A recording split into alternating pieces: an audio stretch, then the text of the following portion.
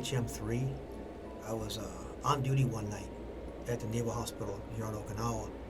We had a typhoon come in. Wind was rattling everything. It was noisy. About 2, 3 o'clock in the morning, the HM1 I was on duty with and I were sitting around kind of talking, and the phone rings. So I answered the phone, Quarterdeck HM3 Schwartz, how can I help you, sir, ma'am? At first, all I could hear on the other end was this rhythmic tapping. Then a voice. I heard a voice, and it still bothers me. The sound of his voice when it came through that receiver gave me chills. It froze my blood.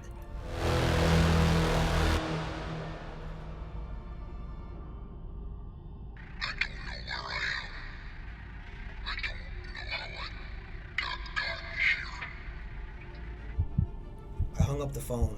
I'm just trying to push the sound of this man's voice out of my head. I still, to this day, get chills when I think about it. But I looked at the HM1 and I said, HM1, we've got a loose patient. He's out wandering somewhere in the hospital. And right then, that phone was now ringing again. I was so afraid it was that voice again, but it wasn't. It was a lieutenant from the second floor, one of the nurses. HM3, it seems we have a man wandering around the hospital. He's not one of our patients on this floor, and I'm very busy with other patients. Please help him find his way back to his room. He seems to be heading down the stairs. And I checked the second deck, I checked the first deck. Nobody was there. And now I was dreading, because the only place left to check where he could have went if he went downstairs was the basement. And the basement was where the morgue was at.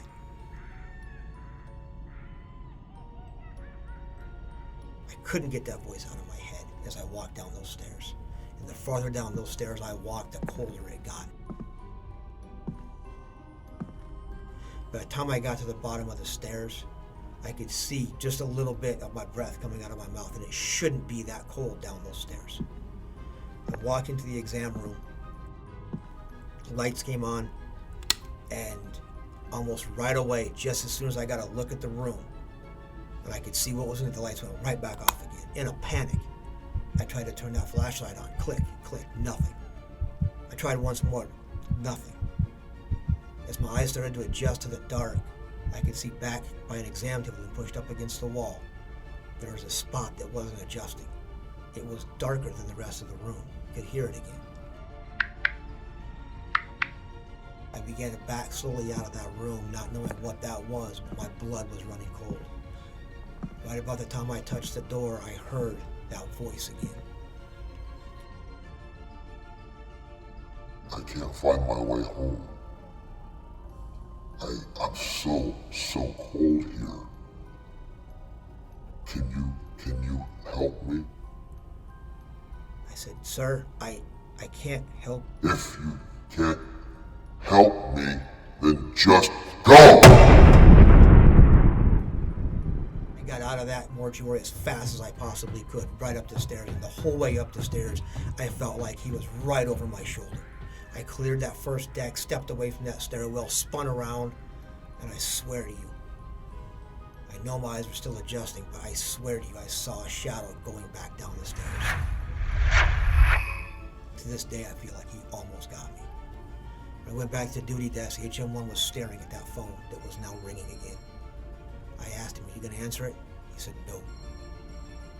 I said, why not? And he looked at me. And I swear that man had tears welling in his eyes. He said, because he already called back once. I said, what did he tell you? He said, send somebody else.